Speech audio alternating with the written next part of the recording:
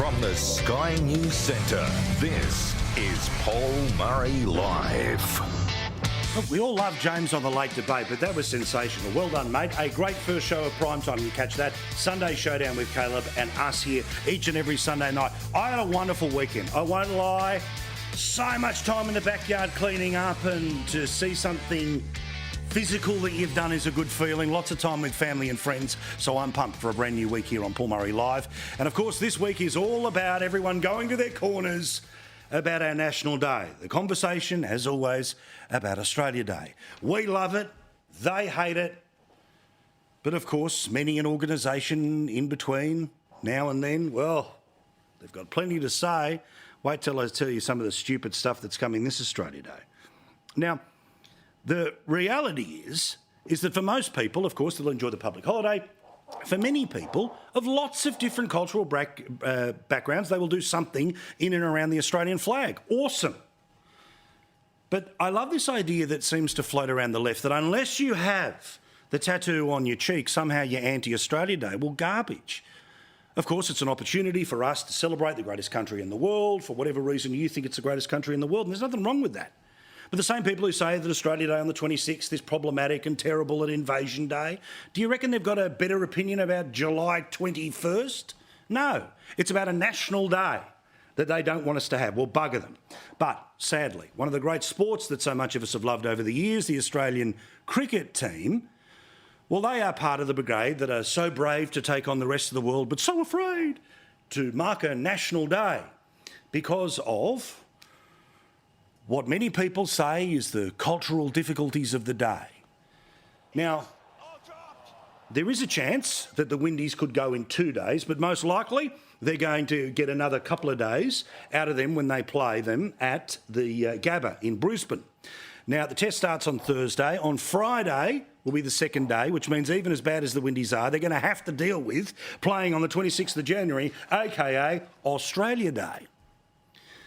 But Cricket Australia has been in a rather woke place for a current period of time, and under its current leadership of Mike Baird and the rest of what used to be called the Cricket Board, it is well and truly in woke world. So we learned today via the Courier Mail that Cricket Australia is making a decision that on the day of Australia Day, they will play a game on Australia Day. They're okay if you wave a flag in the stands on Australia Day, but they won't mention Australia Day. From the Courier Mail. Australia Day itself will be marked at the Gabba in passing by the ground announcer. So in between, ladies and gentlemen, please make sure that you go to the toilets. They're located on the left, the right.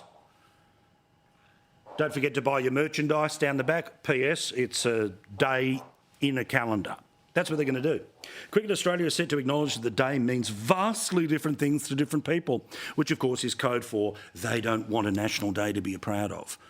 A national sporting body that has been beloved by a nation is not allowed to have a day where that nation is allowed to back itself in. Cricket Australia is keen to promote inclusivity and respect from patrons regardless of their view on the date itself, which is widely viewed as a day of mourning by First Nations people.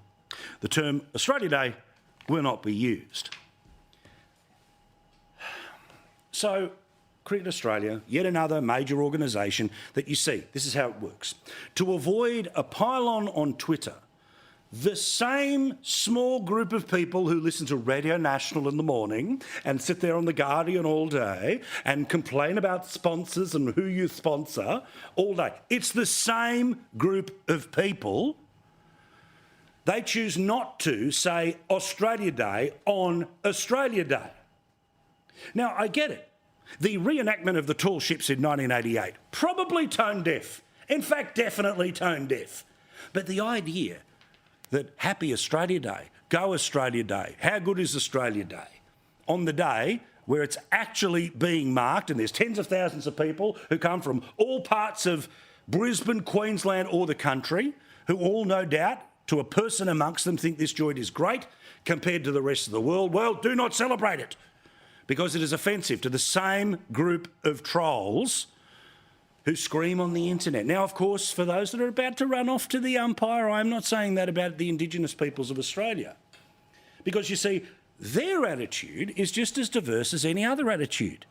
You see, there's this place called Alice Springs that I know you don't want to talk about every now and then over there in Wokeland, but it's a place that's got its own government. Its own government is called the Alice Springs Council. And guess what they do on Australia Day? They celebrate Australia Day. And then there's the capital of this place called the Northern Territory. You know, the place with Kakadu. And that too has a local council, and Darwin City Council celebrates Australia Day. So forgive me if I don't take my moral lessons from the modern people who run Australian cricket, the people who trade off the nostalgia of the jingoism and patriotism from the 1970s. Come on, Aussie, come on, come on. Come on, Aussie, come on, come on. That they're still doing in the 2020s.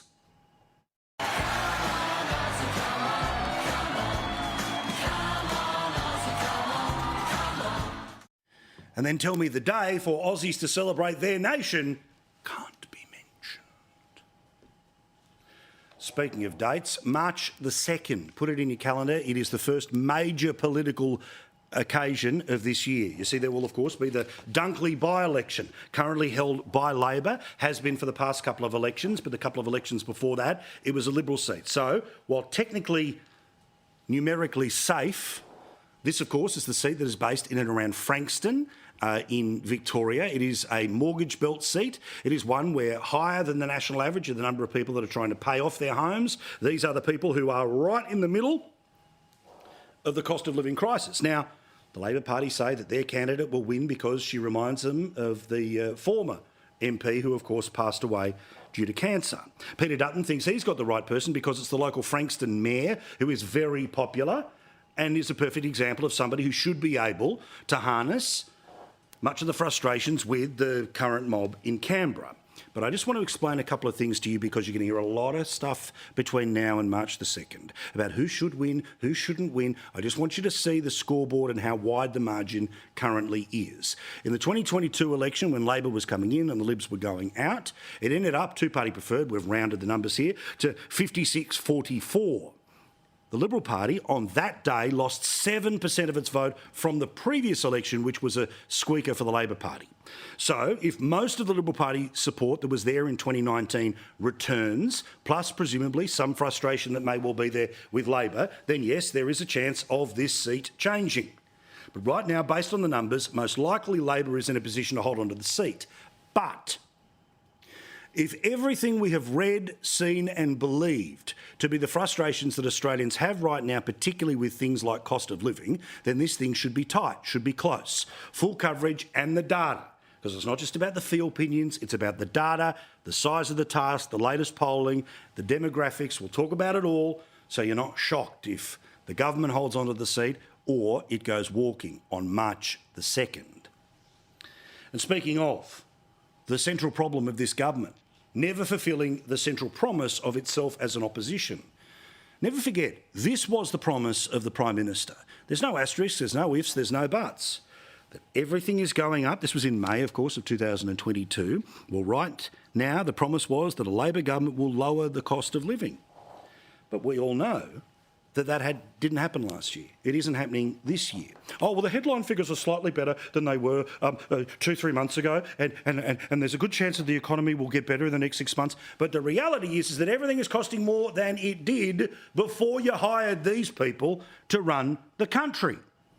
Now, you see, despite the fact that you were living in the cost of living crisis, we were talking about it each and every night. This was just a nothing burger to be pushed to one side. Because remember, the total point of last year for the Prime Minister was to create a legacy that meant that even if he was a one-term Prime Minister, unlikely, that you would forever be able to say, Albo, he was the one who, oh, that's right, put the voice into the Constitution. Now, remember, it was his choice when the referendum took place, rather than doing it when the support was 60-40. He took all year talking about it, so people didn't believe that the cost of living, which was their priority, was his priority, and of course it ended up going 60-40 the other way. Because all year last year and into this year, regardless of what the media told you was the issue du jour, the issue that mattered was how expensive everything was in your world. In fact, a poll just last week, 74% of Australians believe that it is the number one issue. Even bigger than that, 81% of people say that Labor has not done enough. Now, the Prime Minister will say, well, we've done plenty on cost of living. There's $16 billion worth of changes. Well, firstly, those are not $16 billion in 1 year. They're counted out over multiple years. He talks about things like childcare. OK, that's great if you've got a kid that's not in primary school yet, but that's not the vast majority of Australians. We've made medicines cheaper. Well, that was going to be the policy of both parties going into the last election, and the reality is that while a lot of people will have their medicines, the reality that that is the financial difference that you need most in your life, of course, isn't true. The promise of $275 reduction in power bills by 2025, well, that went up in smoke within days of him becoming Prime Minister. And in fact, even today, when the inflation rate is going down, when you actually look at how much power prices went up in the past month, it's still well over 10%, let alone gas and other fuels. You see, that's the reality of the life you live. But the life that much of the media lives is to try to find a way to dig the Prime Minister out of his hole, to be able to make sure that Labor wins the Dunkley by-election, and then nothing to see here. Australians are still deeply in love with the greatest Prime Minister of all time. Which is why the Prime Minister had a relatively light schedule over summer. Now, some in his office, no doubt, would have had their fingers crossed that there were more natural disasters, but he went to those that were, of course, in Queensland. Not a lot of time for the situations of bushfires in Perth, because we were waiting for the big one that he really wanted, which was, of course, around Sydney or Victoria. I'm just saying politically, of course. But what the Prime Minister did do was a phalanx of interviews, press conferences and some things, while he basically would pop his head up and then go back to hosting barbecues at the Lodge or at Kirribilli House. In fact, according to the Australian newspaper, there was more than 50 appearances that he's made in the media, and he has been saying the one thing over and over again to really make you think that he cares about the problem that he didn't care about last year, that was even worse last year, but you're still facing the effects of this year: cost of living. Cost of living. The cost of living. Cost of living. Cost of living. So this bloke's all about action. It's all about changing the narrative. It's all about bringing the Australian people back into the conversation. So what is the Prime Minister's 2024 first cab off the rank big idea to deal with cost of living? Is it going to be doing something about power prices for normal Australians? No, sorry, we won't be doing that. Is it going to be making serious tax changes to things like petrol prices? No, there'll be none of that. Is there a plan to reverse the taxation which is being put on heavy vehicles, which means that everything that moves around the country is costing more to do so? Rightio. No, this bloke's doing something even bigger than that.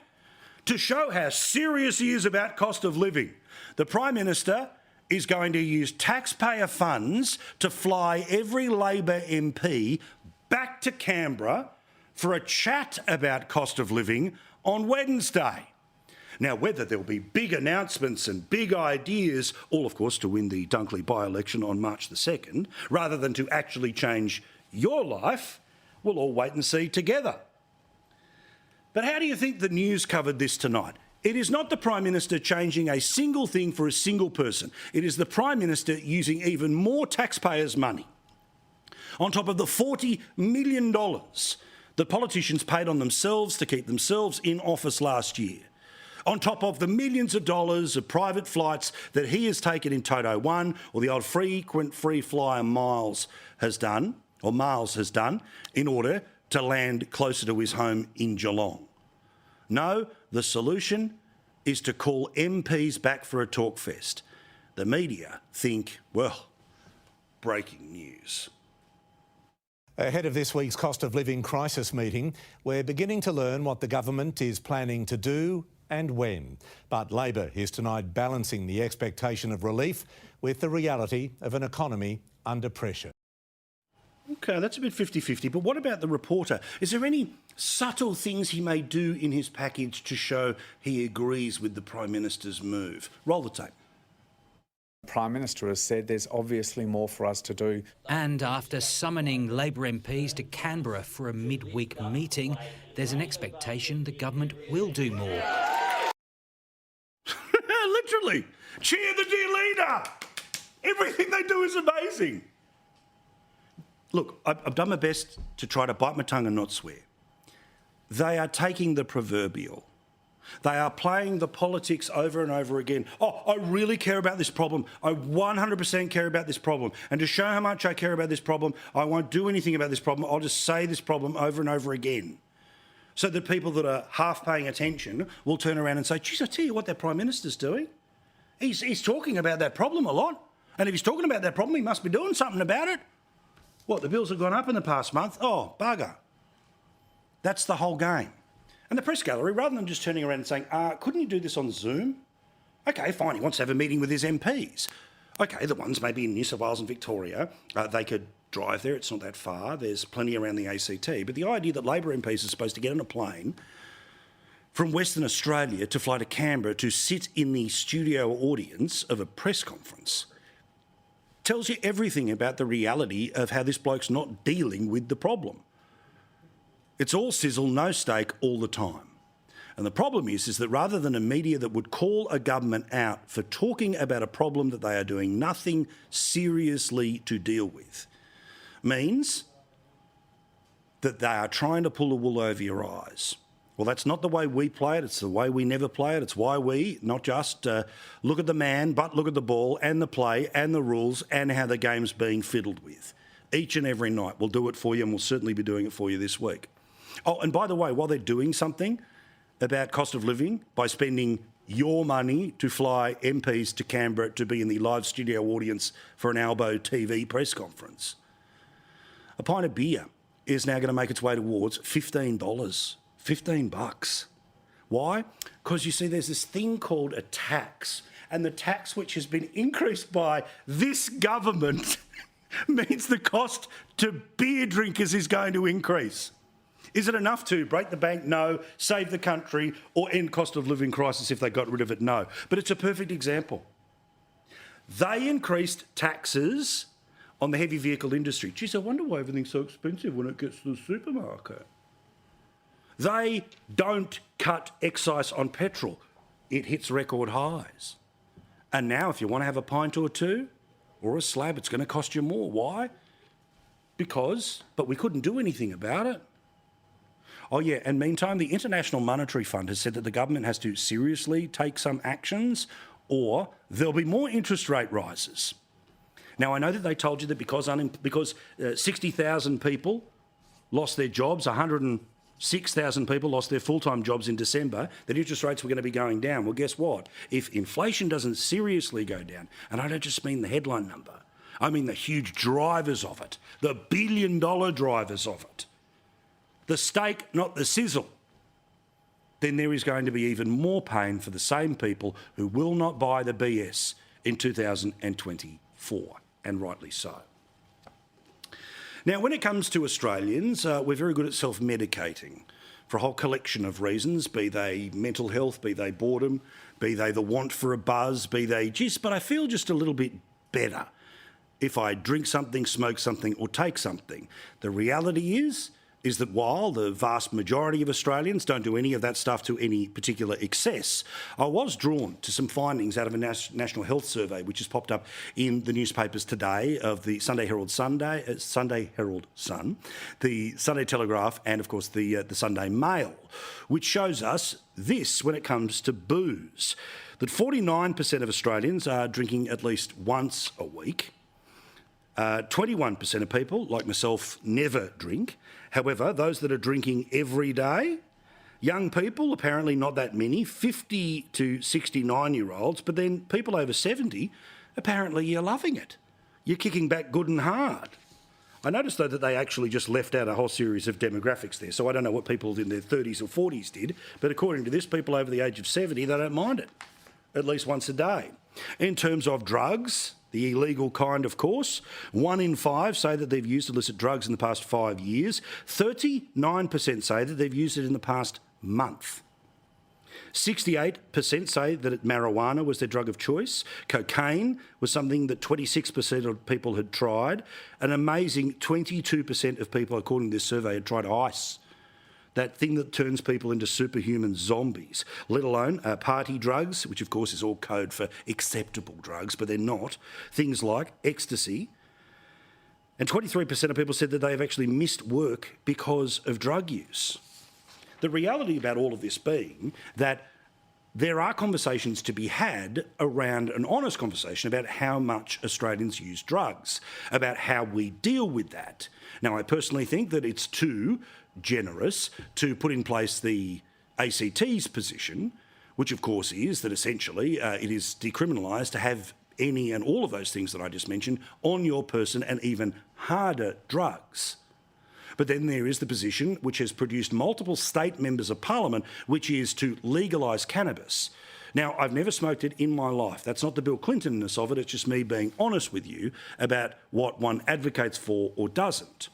But mark my words, in the next 10 years, there will be a very serious conversation about legalising cannabis. Whether we want it to happen or not, it literally is the only way there is a majority for the Labor Party to have a vote in the upper house in Victoria. It is the same for it to have an upper house vote in New South Wales. The very wafty and very pongy and sometimes very hungry tail is going to wag the dog here. Watch this space. The federal Greens also believe it to be a significant position. And everything's connected here. If the government goes into minority in 2025, the Greens are in a better position to argue, or maybe even there's a senator from something like legalised cannabis, this thing's going to become a bigger issue, whether we like it or not. Don't confuse that with advocacy. That's just a prediction. As for smoking cigarettes, 19% of the population had admitted that. Now, that is higher than the overall smoking rates which are kept by the government. 11% of people vape, which is extraordinary, that we're already halfway to with this new stuff where the old school stuff has been for a while. And 4% of people say they do both.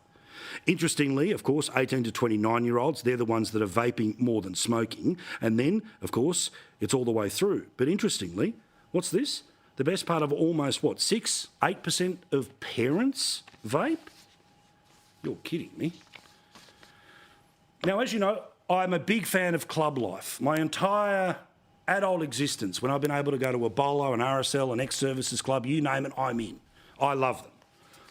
Not just because I get the chance to play the pokies, hang up with my mates, because I love the idea, and I'm a little bit overly sentimental at times, but I love the idea of this being the place where previous generations hung out, the people who built Australia, defended Australia, made it the great country that it currently is. This was where they spent their downtime. So I love small clubs because it's a chance for me to kind of breathe in the air of better generations. That's for me.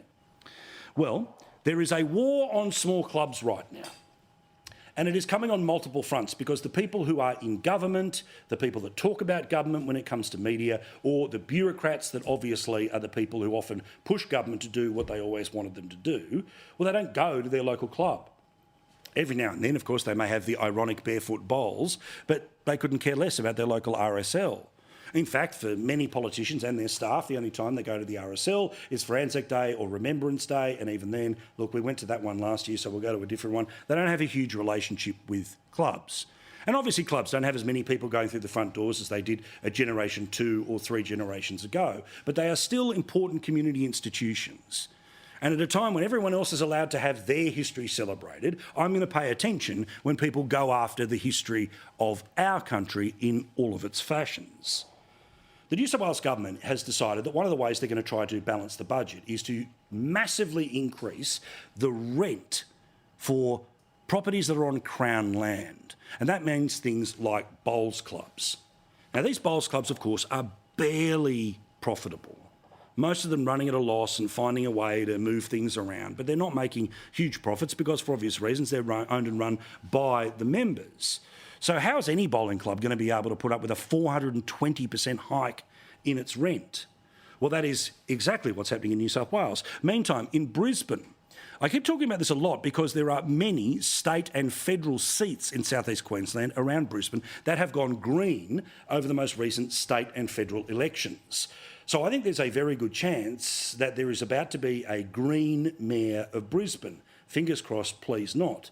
But his position, Well, of course, is that he hates poker machines. So his solution to all of this is to, of course, turn around and say that if you have a lease of a small bowling club, RSL club, ex-servicemen's club, community club, and you have poker machines, then your licence may well be torn up, but most certainly not renewed. Now, these are the people who turn around and tell us, we have to pass laws so we can pill test drugs so everyone can make sure that the drugs they're taking won't kill them. But if you decide to put $20 into a machine to go and find the dragons or the Queen of the Nile, that's the end of history. Help me out, fair dinkum. This world, sometimes it is odd, but the war on these things is happening. And it's why I want to talk about it, because the generations past who built our communities, built our clubs, they deserve somebody to be defending them. And finally, about American politics and old mate Nikki Haley. Now, Nikki Haley, of course, is the former UN representative of the Trump administration.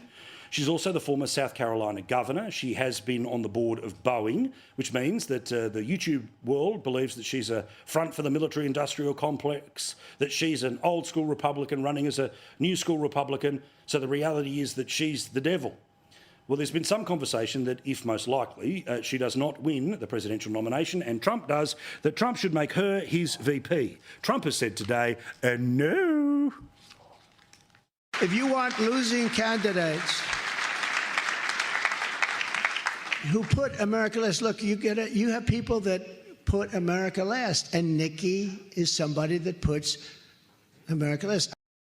As I said, he was kind last week because he was giving them 24 hours to get out. Now he will blast them and have no part in their recreation, should he return to the presidency. All right, quick break. Back with more. Lots to talk about, including tonight. No sooks, no lefties when it comes to our guests. You got us on a great night. Looking forward to it. Andrew Bogut will talk about woke sport. Kristy McSweeney and Keith Pitt. By the way, that looks like they're in the same place. It is two separate photos. But well done to our production team.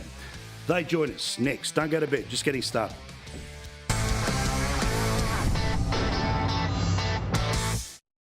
Sunday night, no sooks, no lefties. Let's get straight to it. Two of our favourites. None other than the wonderful Kristy McSweeney in Melbourne.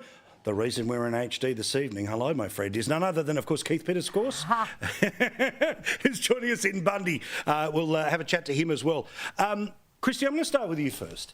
Now, I know why corporate Australia makes the decision that it does to not do the Australia Day that they may have 10 or 20 years ago. But what about something like Cricket Australia that literally has built itself around a level of jingoism like come on Aussie, come on, to now turn around and not even say Australia Day on Australia Day when they're going to be playing? Well, I think it's, first of all, wonderful that Cricket Australia has chosen to recognise First Nations on Australia Day. But it is not wonderful that they've chosen to recognise First Nations people to the exclusion of all other Australia Day language, celebration and symbolism. It is a day for Australians to come together, and I think there's room for corporates and for our sporting bodies to recognise all Australians together. Yes, we recognise First Nations history, but why do you need to exclude the general celebration around Australia Day in preference of? Yeah, I mean, this is the thing, Keith, where the either-or of it and the fact that it has been bashed down to that. And again, we know who it is. It's a very small section of the Australian population that, yes, exists in its thousands, and it will Invasion Day, and it will write comments, and it'll read The Guardian, and it'll double-click every podcast about this stuff. The vast majority of Australians equally are not super jingoistic and want to get, the Southern Cross tattoos and all the rest of it, but they want a day to be able to celebrate in whatever fashion they want to, a pretty damn good place. Well, Paul, in somewhat of a miracle, I got invited by Cricket Australia to this game, and I thought, wow, Australia Day for a test match, that sounds pretty good, and I was going to go. So if Gabrielle from Cricket Australia is watching, I'm out. You can put a line through me, I'm a scratching. Good man. But we can fix this. So every single person that's attending on Friday, it's Australia Day. Take your waiver, take your flag, get yourself down there, wear your Australia Day hats and your thongs and everything else. Every time there's a boundary pull, let's get the flag out, let's cheer for our country. And I think that'll be just as fantastic. And if Australia Day and if Cricket Australia doesn't want to mention the word Australia Day, well, what's next? Are they going to take it out of the name of the Australian cricket team and they can be that green and gold mob? Yeah, just correct. ridiculous. Well done. Look, we'll let you off the hook if you decide you want to go eventually, if you just take the flag with you. But we've heard it, Lion. He's said it, and once he says it, foot's down, he's not going. That's it. All right. Try not to be a hypocrite. Well it's done. a That's why rare we love politician. You. Yeah, bloody oath. So, okay, Kristy, the Prime Minister, right? We've always cared about cost of living. It's always been the number one priority, apart from the $450 million other priority that he had last year, while things were getting worse. He's going to summons all Labor MPs on the taxpayer dollar to come back to Canberra to be the studio audience for a press conference that will no doubt play out on television and then get clapped up by a media that want to say he's finally fixed the problem. I don't know whether he's going to make an announcement or not, probably something, because we're in the lead up to that by-election. But how piss weak is the idea that the Prime Minister, front and centre, the only thing we care about, let's have another meeting about it. Like this is ridiculous. And again, it doesn't break the bank, but the idea of having to pay for a Labor MP to fly from Western Australia to Canberra to sit in the studio audience is maddening. Well, MPs would be better off talking to their constituents and answering all the piled up emails that come into the office about cost of living and about the struggles people are having not paying their bills, and actually dealing with constituents one-on-one and listening to their issues, rather than getting on a plane to Canberra and flying there and assuming they will be flying back before Parliament starts on the 6th of February, or they'll just stay in Canberra, putting themselves more and more out of touch with the real kitchen table issues and getting caught up in the bubble of Canberra. I'm sure the Prime Minister wants every MP there before the commencement of Parliament on Tuesday, February the 6th, so he can have them all standing behind him when he makes some announcement about some tiny piece of policy they're tinkering with to improve cost of living, and give all the MPs time to read the talking points about how the government is solving the cost of living and going to make it better for you. The reality is there is a severe industrial relations reform agenda on the table that is making it very difficult for anybody who works in a small business, runs a small business, and has to balance their books. Well, let alone the fact that, of course, there may well end up being a national port shutdown because the government is not interested in getting involved in a dispute between the MUA and right now, of course, DP. But I mean, Keith, again, right? I mean, you've sat there as both government and opposition, and you know the types of things that if you as a government had said our solution to cost of living is to call back all of our MPs to talk about cost of living, imagine the meltdown. But no, they're on Channel 9 tonight. They even ran, the subtle message of the MPs clapping on the Prime Minister that this is a great idea. Oh, I can make this easy for them, Paul. Just put a mirror at the door where you walk in. You don't have to look in it for long. Just a quick glance will do. You want to know who's causing cost of living? It's them. It's the federal Labor government. It's their policies. It's what's driving up the cost of electricity. The safeguard mechanism is a creeping death on Australian exporters. We've already seen an aluminium refinery in WA close and a lot of construction companies. There'll be more to come, whether that's in concrete or elsewhere. Their IR policies are a disaster. We've got challenges in the ports. So if they all want to sit around looking at one another, just as easy, I can save the country a fortune, Paul. Have a look in the mirror at home. It's you.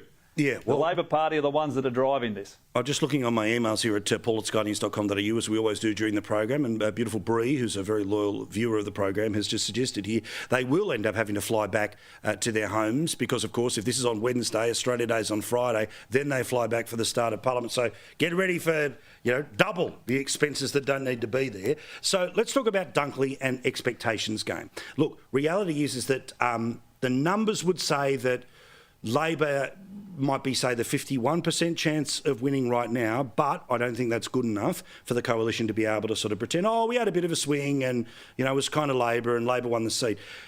This is big stakes in both directions because either the conversation about the Prime Minister being on the nose is 100% true and Peter Dutton's been able to convert that into votes, and that's a sign of what you might be able to take into a strength for the rest of the year and then into an election year, or they retain the seat, They announced something to do with some tax cuts for July, and then we're off to an election in August where Labor would be expected to only be fighting between a majority and a minority.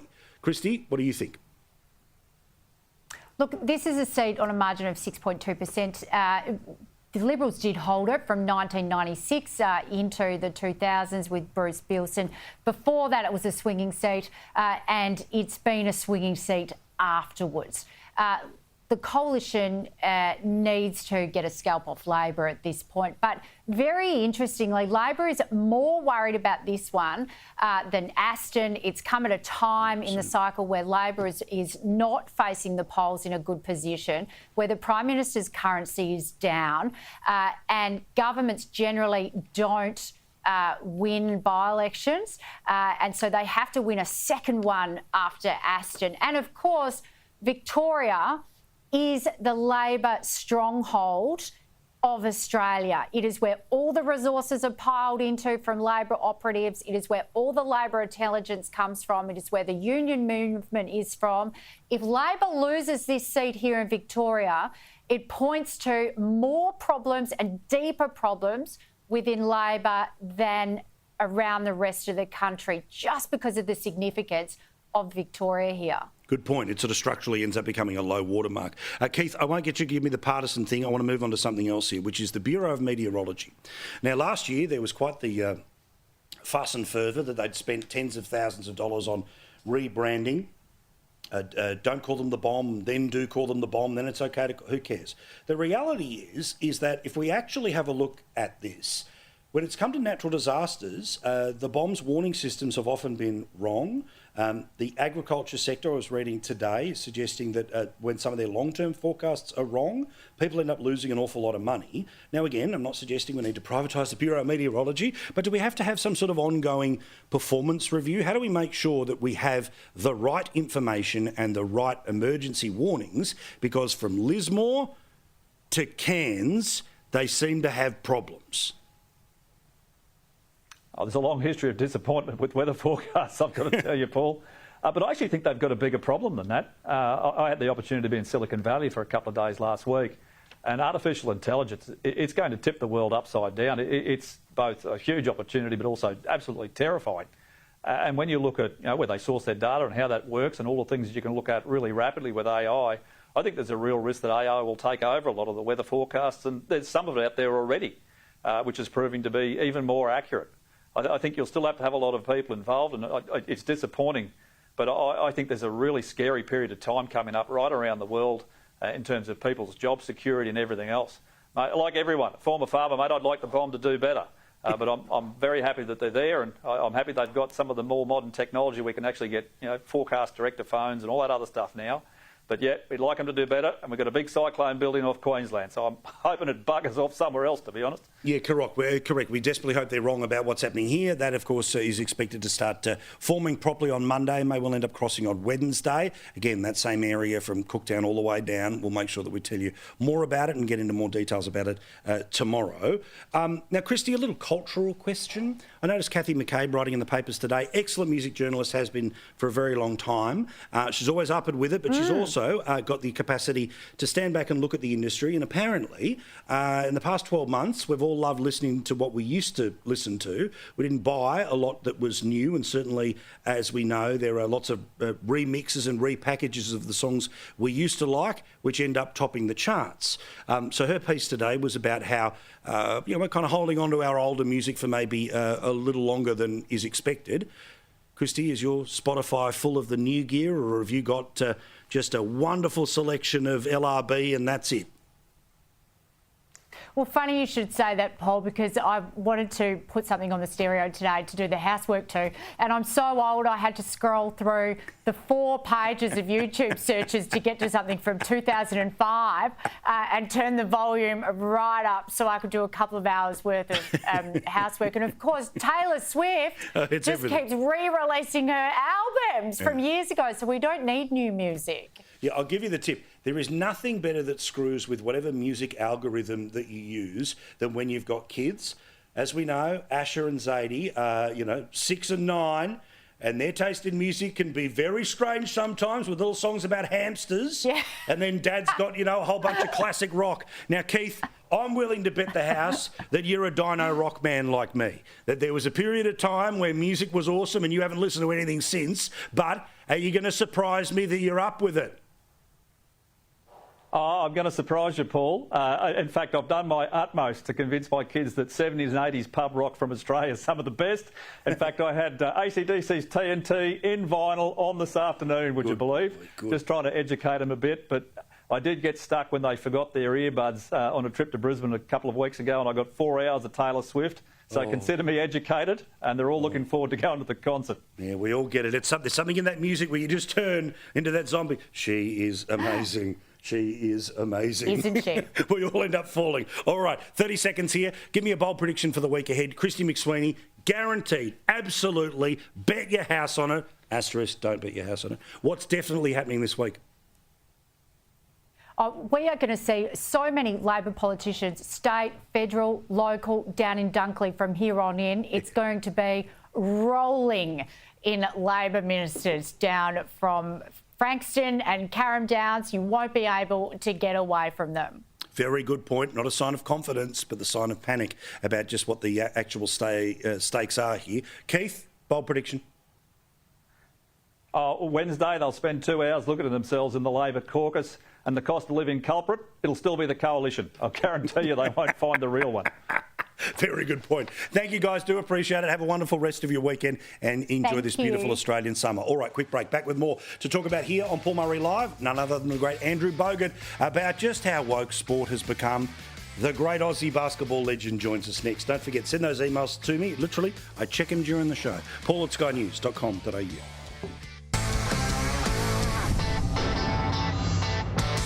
Andrew Bogut is a man who's represented his country and, of course, done incredible things in the NBA, and he continues to do so here in Australia.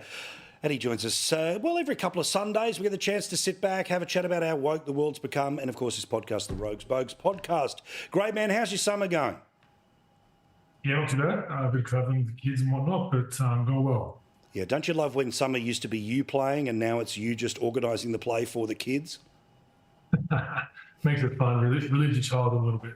Doesn't it just? All right, let's talk about some of the silly stuff in sport, including, surprise, surprise, go woke, go broke. The rule is, almost undefeated here because Sports Illustrated decided to put a trans model as their cover girl for their Sports Illustrated swimsuit edition, something that used to matter, but then they decided to make it matter again by going to a trans model to do so, and the magazine's hardly selling like hotcakes like it used to, mate.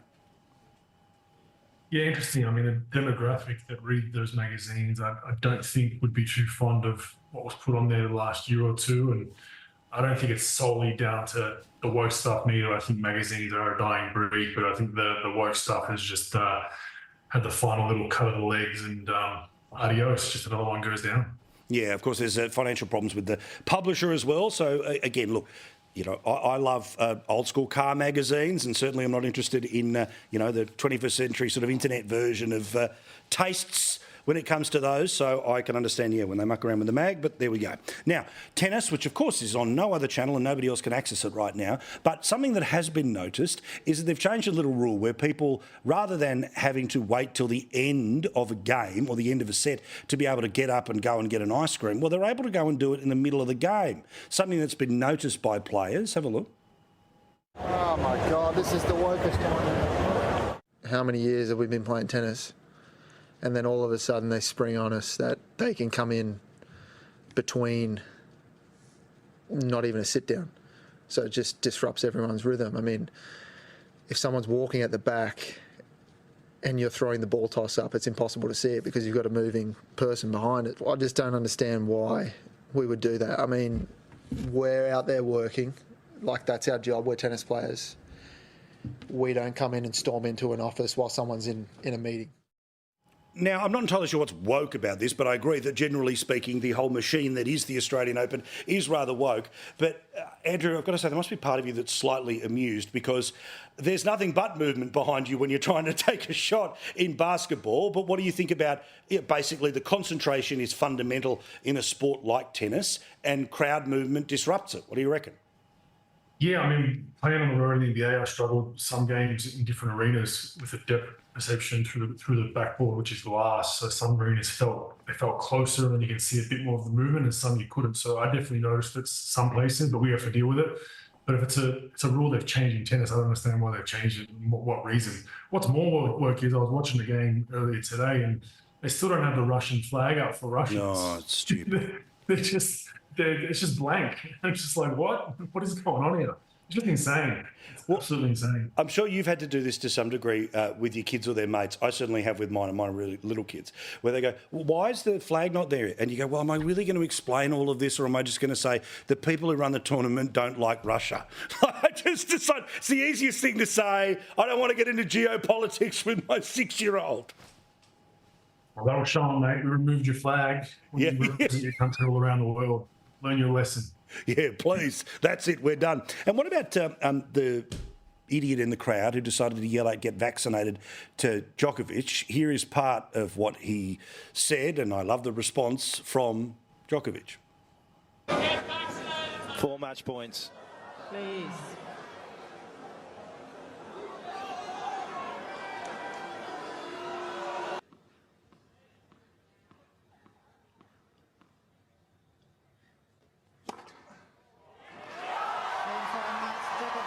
I believe the term is take that.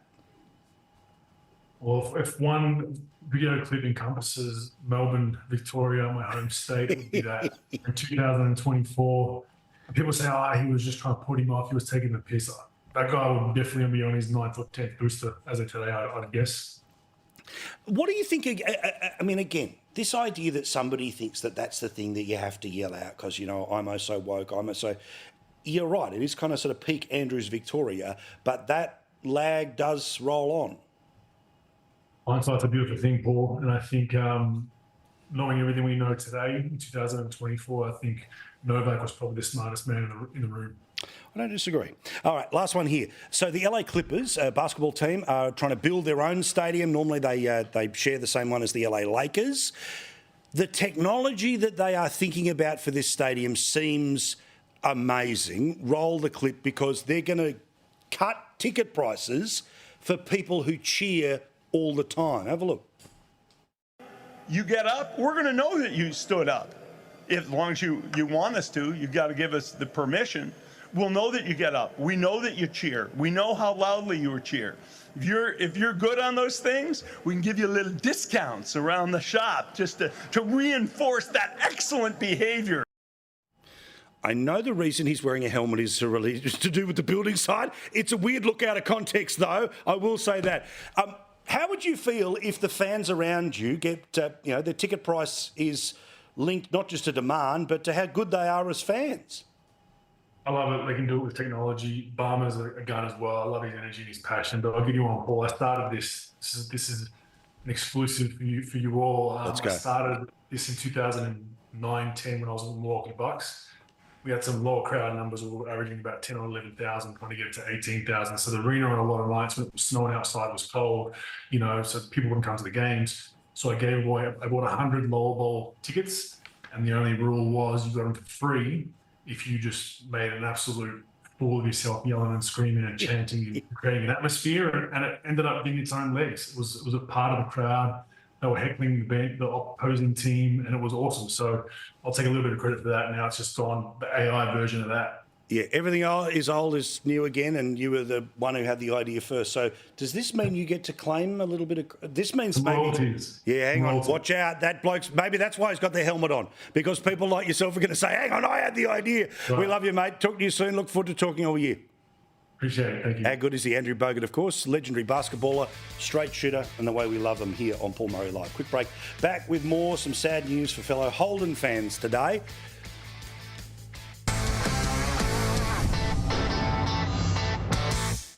You know, I love motorsport, but I specifically love Holdens. I bleed red. I love Mark Scaife, and I'm so pleased that there are people who watch this show who love them as much as I do, including Peter Champion, who is, of course, the boss of HDT, the Holden dealer team, as it was, and it's his brand now. That's the book that we have up in the corner there, behind, of course, the Monaro. And I'm so pleased that people send me emails and photos and all cool stuff about Holdens, including Godfrey in East Gardens, who sent me this book over summer, which is It Happened in a Holden, which is a great story. Sadly, not a good story is the National Holden Museum in Echuca is going to close. Why? They can't find a buyer, which sadly means this wonderful bit of Aussie history disappears in a few weeks' time. I think you have till April to go see it. Do so, mention my name and pay full price.